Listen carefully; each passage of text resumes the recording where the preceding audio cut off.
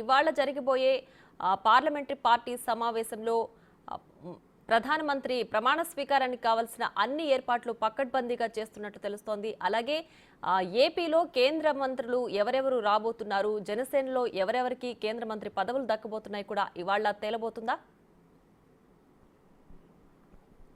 డెఫినెట్గా ప్రియా, ఇక నిన్ననే టీడీపీ అధినేత ఏపీ కాబోయే ముఖ్యమంత్రి చంద్రబాబు పలువురు టీడీపీ ఎంపీలు ఢిల్లీ చేరుకున్నారు. ఈరోజు ఉదయం 11 గంటలకు ఎన్డీఏ పార్టీల ఎంపీల సమావేశంలో పార్లమెంటు హాల్లో జరిగే 11 గంటలకు జరిగే సమావేశంలో వీరందరూ పాల్గొనబోతున్నారు. ఇటు జనసేన నుంచి మరోవైపు బీజేపీ నుంచి కూడా ఎంపీలు ఇప్పటికే ఢిల్లీ చేరుకున్నట్టు తెలుస్తుంది. వారితో పాటు ఎన్డీఏ పార్టీలో ఎన్డీఏ కూటమిలో ఉన్న పార్టీలకు సంబంధించిన ఎంపీలందరూ కూడా అంటే 293 మంది ఎంపీలు, మరోవైపు ఇటు బీజేపీకి సంబంధించిన రాజ్యసభ కానీ ఇతర సీనియర్ నేతలందరూ కూడా ఈ సమావేశంలో పాల్గొనే అవకాశం కనిపిస్తూ ఉంది. అయితే మరోవైపు ఈ ఎన్డీఏ కూటమికి సంబంధించిన ఎంపీలందరూ కూడా ఈరోజు ఎన్డీఏ పార్టీకి సంబంధించిన అంటే ప్రధానిగా నరేంద్ర మోడీని ఏకగ్రీవంగా ఎంపీలందరూ ఎన్నుకోబోతున్నారు. ఎన్నుకున్న తర్వాత సాయంత్రం రాష్ట్రపతి ద్రౌపది ముర్మును కలిసి నూతన ప్రభుత్వాన్ని ఏర్పాటు చేయాల్సిందిగా రాష్ట్రపతి ద్రౌపది ముర్మును కోరబోతున్నారు. అంటే ఈ సమావేశం ఉదయం 11 గంటల తర్వాత 11 గంటల 15 నిమిషాలకు ఆ సమయంలో ప్రధాని నరేంద్ర మోడీ అధ్యక్షతన ఎన్డీఏ కూటమి పార్టీల ఎంపీల సమావేశం జరగబోతుంది. ఇక ప్రతి ఒక్కరి దగ్గరికి ఎంపీలందరి దగ్గరికి కూడా నరేంద్ర మోడీ వెళ్ళి వారితో మాట్లాడబోతున్నారు. మాట్లాడి వారి వివరాలు తెలుసుకుంటారు. తర్వాత మొత్తం అందరూ కలిసి ఎన్డీఏ పార్టీకి సంబంధించిన ఎంపీలందరూ కూడా కలిసి ఏకగ్రీవంగా ప్రధానిగా నరేంద్ర మోడీని ఎన్నుకోబోతున్నారు. ఎన్నుకున్న తర్వాత ఇంతకుముందు చెప్పినట్లుగా రాష్ట్రపతిని కలుస్తారు. కలిసిన తర్వాత నూతన ప్రభుత్వాన్ని ఆహ్వానం పలకాల్సిందిగా ఏర్పరచడానికి అనుమతి ఇవ్వాల్సిందిగా కోరబోతారు. తర్వాత 9వ తేదీన సాయంత్రం 6 గంటలకు భారత ప్రధానిగా మూడవసారి నరేంద్ర మోడీ ప్రమాణ స్వీకారం చేయడానికి ఇప్పటికే రాష్ట్రపతి భవన్లో ఏర్పాట్లు చకచకా జరుగుతున్నాయి. రాష్ట్రపతి భవన్ అధికారులు ఇట్లా మరోవైపు కేంద్ర ప్రముఖులు అంటే కీలక శాఖలకు సంబంధించిన అధికారులందరూ కూడా ఈ ఏర్పాట్లు చేయడంలో నిమగ్నమై ఉన్నారు. ఇక ఈ ప్రమాణ స్వీకార మహోత్సవ కార్యక్రమానికి బీజేపీ పాలిత రాష్ట్రాల ముఖ్యమంత్రులతో పాటు ఎన్డీఏ కూటమిలో ఉన్న పార్టీల నేతలు, మరోవైపు ఇతర దేశాలకు సంబంధించిన అధ్యక్షులు, ప్రధానులందరూ కూడా ఈ కొంతమందికి ఆహ్వానాలు పలికినట్లుగా కూడా తెలుస్తోంది. ఇప్పటికే బంగ్లాదేశ్ ప్రధాని బయలుదేరినట్లుగా తెలుస్తోంది. మరోవైపు భూటాన్, నేపాల్, శ్రీలంక, మారిషస్, మాల్దీవ్స్ ఇలా మరికొన్ని దేశాలకు సంబంధించిన అధ్యక్షులు, ప్రధానులకు బీజేపీ ఆహ్వానం పలికింది. వారందరూ కూడా ప్రధాని నరేంద్ర మోడీ ప్రమాణ స్వీకార కార్యక్రమానికి హాజరు కాబోతున్నారు. మరోవైపు ఈ ఎన్డీఏ కూటమిలో కీలకంగా వ్యవహరించబోతున్న చంద్రబాబుకు సంబంధించి ఇప్పుడంతా హాట్ టాపిక్గా మారింది. ఏపీకి సంబంధించి ఎక్కువ అంటే ఇటు ఏపీలో ఈ టీడీపీకి సంబంధించి జనసేన, బీజేపీ ప్రతి పార్టీకి కూడా కేంద్ర మంత్రివర్గంలో స్థానం చోటు దక్కే అవకాశం ఉంది. అదే ఎంతమందికి అవకాశం ఉంటుంది అనే దానిపై కూడా కొన్ని చర్చలు అయితే జరుగుతున్నాయి. అంటే ఇప్పుడు ఈక్వేషన్స్ 4 ఎంపీలకు ఒక శాఖను కేటాయించే అవకాశం అయితే కనిపిస్తుంది. అంటే ఒక మంత్రి పదవి అంటే టీడీపీకి 16 మంది ఉన్నారు కాబట్టి 4 శాఖలు వచ్చే అవకాశం కనిపిస్తోంది. కానీ ఇక్కడ బయట ప్రచారం మాత్రం 5 నుంచి 6 వరకు శాఖలు టీడీపీకి కేటాయించే అవకాశం ఉన్నట్టు కూడా ఒక ప్రచారం అయితే జరుగుతుంది. మరోవైపు జనసేనలో ఒకరికి, బీజేపీ నుంచి 2 సీనియర్లు ఉన్న నేపథ్యంలో ఇటు సీఎం రమేష్, మరోవైపు పురంధేశ్వరి ఇద్దరికి కూడా సీనియర్లుగా ఉన్నారు. హైకమాండ్తో మంచి లాబింగ్ ఉంది కాబట్టి వారిద్దరికి కూడా ఇచ్చే అవకాశం ఉన్నట్టు కూడా ప్రచారం జరుగుతుంది. ఒకవేళ వారిద్దరికి కూడా ఇస్తే దాదాపు 7 శాఖలు ఏపీకి కేటాయించే అవకాశం కనిపిస్తోంది. ఈ నేపథ్యంలోనే కేంద్రంలో కీలకంగా ఏపీ భాగస్వామ్యం ఉండబోతున్నట్టు కూడా విశ్లేషకులు చెబుతున్నారు. ఒకవేళ 7 శాఖలు వస్తే రాష్ట్రాన్ని అభివృద్ధి చేసుకోవడానికి ఎంతో ఉపయోగపడుతోంది ఈ శాఖల ద్వారా అనేది అందరూ కూడా ఆశాభావం వ్యక్తం చేస్తున్నారు. దానిలో భాగంగా ఈరోజు ఎన్డీఏ సమావేశం ముగిసిన తర్వాత ఈ శాఖలకు సంబంధించి అసలు ముందుగా ఎన్ని మంత్రి పదవులు ఏపీకి ఇస్తారో, అందులో టీడీపీకి భాగస్వామ్యం ఎంత ఉంది ప్రభుత్వంలో అనే దానిపై కూడా స్పష్టత వచ్చే అవకాశం కనిపిస్తోంది.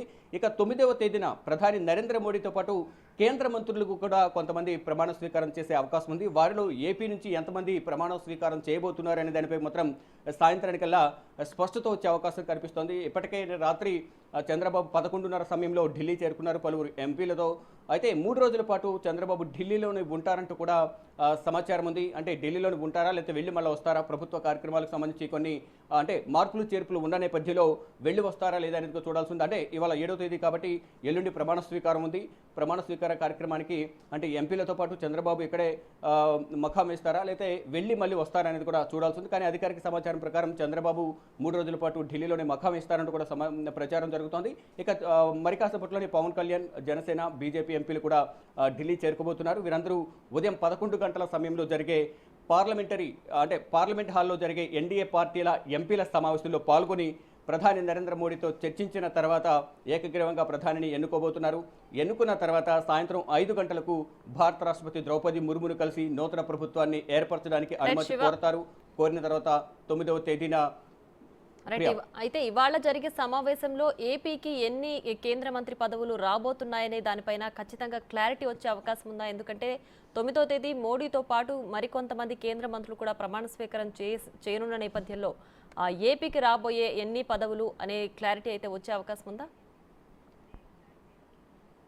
రైట్, డెఫినెట్గా ఇప్పటికీ అయితే కొన్ని సోషల్ మీడియాలోనూ నేషనల్ ఛానల్స్లో ఇటు మన రీజనల్ ఛానల్స్ తెలుగు ఛానల్స్లో కూడా ప్రచారం జరుగుతోంది.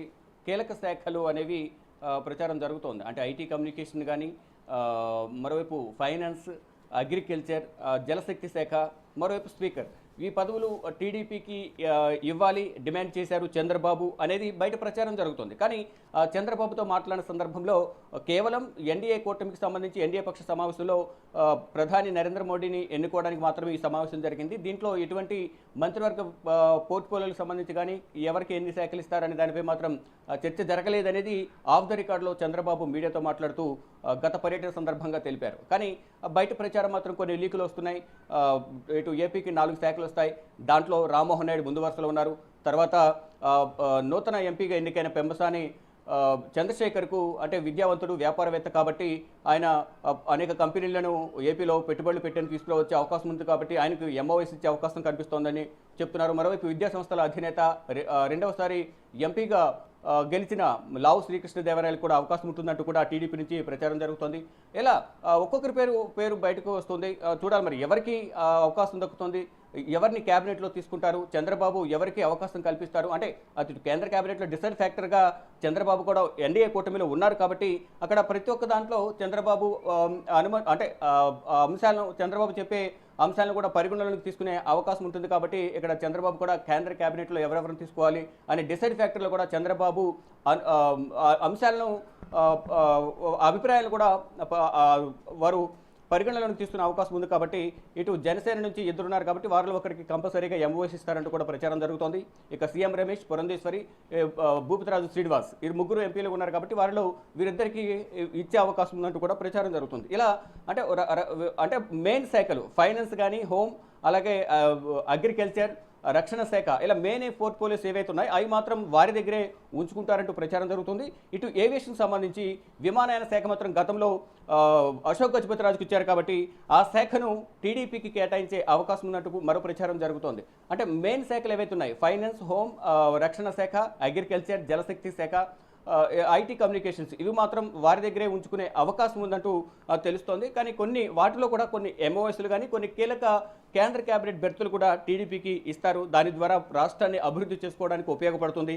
మరోవైపు ఈ కేబినెట్తో పాటు రాష్ట్ర అభివృద్ధికి సంబంధించి ప్రత్యేక హోదా, పోలవరం ప్రాజెక్టు కంప్లీట్ చేయడం, రాష్ట్రానికి రావాల్సిన నిధులు, విభజన సమయంలో ఇచ్చిన హామీలను నెరవేర్చడం, ఇవన్నీ కూడా ప్రధాని నుంచి చంద్రబాబు హామీ తీసుకున్నట్లుగా కూడా మరో ప్రచారం జరుగుతోంది.